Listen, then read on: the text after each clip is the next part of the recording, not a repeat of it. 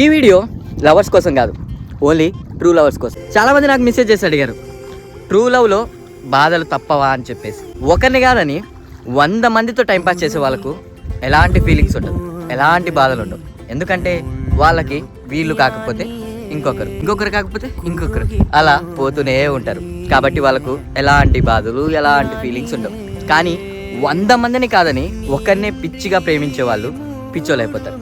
ఎందుకంటే వాళ్ళకు వాళ్ళే ప్రపంచం, వాళ్ళు తప్ప వాళ్ళకు ఇంకో ప్రపంచం లేదు. అందుకే చాలామంది ట్రూగా లవ్ చేసిన వాళ్ళు లవ్ చేసిన వాళ్ళు వాళ్ళని వదిలేయగానే చావడానికి కూడా సిద్ధమవుతారు. అలా చావడానికి సిద్ధమవుతున్నారంటే వాళ్ళు తిని నరక్క కాదు, వాళ్ళు లేని లైఫ్ని వీళ్ళు బ్రతకలేరు అని దాని అర్థం.